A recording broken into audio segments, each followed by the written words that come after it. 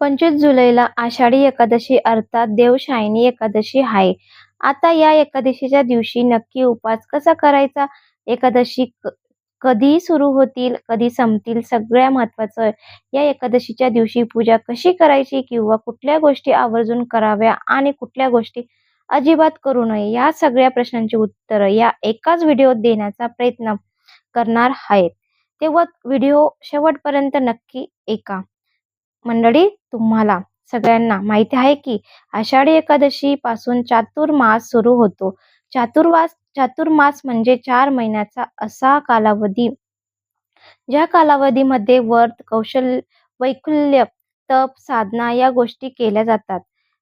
चातुर्मास भगवान श्री हरी विष्णू क्षीरसागरमध्ये विश्रांती घेत असतात असं मानलं जातं आणि 4 महिन्याच्या काळामध्ये कारभार भगवान शिवशंकर सांभाळतात अशी सुद्धा मान्यता आहे.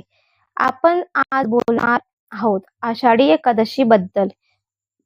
या एकादशीला महा एकादशी सुद्धा म्हटलं जातं आणि ही एकादशी सुरू होणार आहे 24 जुलैला सकाळी 9:01 आणि या दिवशी एकादशीची समाप्ती होणार आहे 25 जुलैला सकाळी 11:34. आता तुम्ही म्हणाल, मग 25 तारखेला एकादशी कशी? तर आपल्याकडे आपण सूर्योदयाची स्थिती मानतो, त्यामुळे 25 जुलैला आषाढी एकादशी आहे. आता बोलूया आषाढी एकादशीच्या उपवासाबद्दल. आषाढी एकादशीचा जो उपवास आहे तो 25 जुलैला करायचा आहे. या उपवासामध्ये तांदूळ खाल्ले जात नाही, कुठलाही धान्य खाल्ले जात नाही. फलाहार करून किंवा आपल्या तब्येतीला झेपेल त्याप्रमाणे अन्न घेऊन हा उपवास केला जातो. सगळ्यात महत्त्वाचं म्हणजे हा उपवास दिवसभर असतो आणि दुसऱ्या दिवशी म्हणजे 26 जुलैला सूर्योदयानंतर हा उपवास सोडला जातो. कारण पारस ह्या उपवासात केलं जातं. मंडळी, आषाढी एकादशीच्या उपवासाचं मोठे पुण्य आहे आणि आषाढी एकादशीचा उपवास हा इतर सगळ्याच एकादशीचे पुण्य मिळवून देणारा उपवास आहे. म्हणून हा उपवास श्रद्धा भक्तीने करावा. उपवासाबरोबर आणखी काय करावं? उपवास सगळेजण करतात.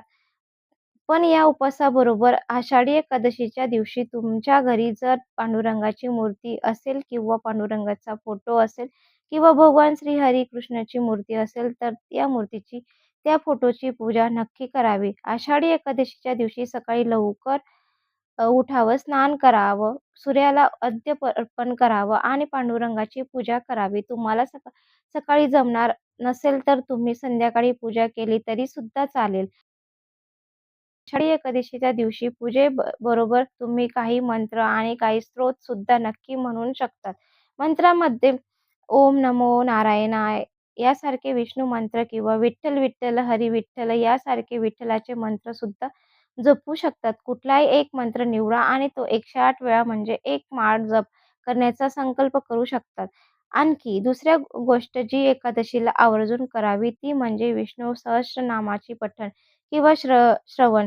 विष्णू सहस्त्रनामाचे भगवान श्री हरी विष्णूंची 1000 नाव आहेत आणि त्या नावाचे स्मरण करण्याची विष्णू सहस्त्रनाम पठण करणं किंवा श्रवण करणं आषाढी एकादशीच्या दिवशी पुण्याचं मानलं जात. या व्यतिरिक्त तुम्हाला जर विष्णू सहस्त्रनामक ऐकायला किंवा म्हणायला जमणार नसेल तर तुम्ही हरिपाठ म्हणू शकतात. त्यामध्ये सुद्धा भगवान श्री हरी विष्णू किंवा पांडुरंग यांचं स्मरण आहे. भगवद्गीतेत एखादा अध्याय सुद्धा नक्की वाचा किंवा ऐका. अर्थात सगळ्या गोष्टी करायच्या नाही जमणार आहेत, पण या व्हिडिओमध्ये ज्या काही गोष्टी सांगते त्यातही कुठल्याही एक गोष्टी जरी तुम्ही कराल तरी जमलं तरी आषाढी एकादशीचे तुमचं व्रत सफल होणार आहे. मंडळी, आषाढी एकादशीपासून मगाशी म्हटलं तसं चातुर्य मासाची सुरू होते आणि या दिवसापासून 4 महिन्यासाठी आणि आपल्या एखाद्या आवडत्या पदार्थाचे सेवन सुद्धा त्यागलं जात. काही नियम सुद्धा घेतले जातात आणि हे अर्थात आपल्या आरोग्यासाठी चांगले असतात. काही मंडळी 4 महिने परान्न सेवन करत नाही, म्हणजे चारही बाहेरचं काही खात नाही किंवा काही मंडळी अगदी भुक्त राहतात. काही जण नसतं व्रत करतात. म्हणजे केवळ रात्रीचं भोजन करणं. आतापर्यंतची प्रकृती वेगवेगळी असते. त्यामुळे चातुर्मासाचे प्रत्येक नियम घेणं सुद्धा वेगवेगळे असतात. पण या सगळ्यांचं व्रताचं गोविंदशाही व्रत म्हणलं जातं. या एकादशीला पद्मा एकादशी असं सुद्धा नाव आहे. फार पूर्वी सूर्यवंशात राजा मानधाता होऊन गेला होता, की अतिशय ज्ञानी, गुणी आणि प्रजेची काळजी घेणारा होता. सुख-समृद्धीपूर्ण अशा त्यांच्या राज्यात एकदा 3 वर्ष सातत्याने अनावृष्टी झाली आणि परिणामी दुष्काळाची प्रजा त्रस्त झाली. त्यामुळे माधाता राजाने अंगिरस ऋषींना त्यावर उपाय सुचवण्याची विनंती केली.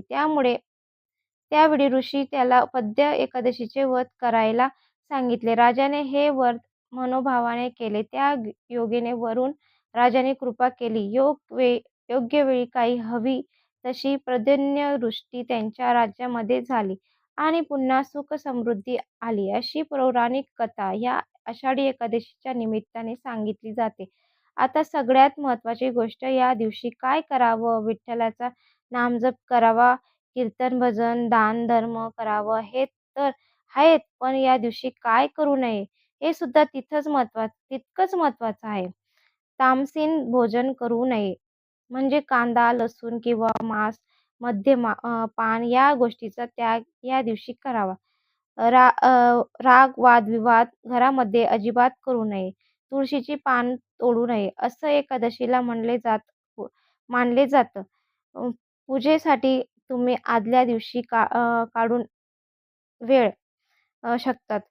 सगळ्यात महत्त्वाचं म्हणजे या दिवशी शरीर आणि मनाची शुद्धीकरण आवश्यक आहे आणि त्यासाठी ईश्वर भक्तीमध्ये तल्लीन राहावे. आपल्याकडून आतापर्यंत झालेली सगळ्या चुकांसाठी किंवा पापासाठी ईश्वराकडे क्षमा मागावी आणि पुढे सुद्धा मागावी, जेणेकरून आपल्या हातातून पुन्हा चुकीचे कृत्य घडणार नाही. मंडळी, अशा आहे ही आषाढी एकादशीच्या संदर्भात सगळ्यांच्या प्रश्नांची उत्तरे या व्हिडिओत देण्याचा जो आम्ही प्रयत्न केला आहे तो तुम्हाला आवडला असेल तर या व्यतिरिक्त सुद्धा तुमच्या मनात काही शंका असतील तर कमेंटमध्ये नक्की विचारा. त्यात प्रश्नांचे उत्तर प्रत्येकाच्या नक्की करून पांडुरंगाचे भक्त असाल आणि आषाढी एकादशीचा उपवास करत असाल तर कमेंट बॉक्समध्ये विठ्ठल विठ्ठल हरी विठ्ठल लिहायला विसरू नका. अशा प्रकारच्या माहितीपूर्ण व्हिडिओसाठी चॅनेलला सबस्क्राईब करा. आयकॉन सुद्धा क्लिक करा म्हणजे आमच्या नवीन व्हिडिओ नोटिफिकेशन तुम्हाला मिळत राहील. तसंच योग्य आध्यात्मिक मार्गदर्शनासाठी चॅनेलला सबस्क्राईब, फॉलो करा. Thank you so much.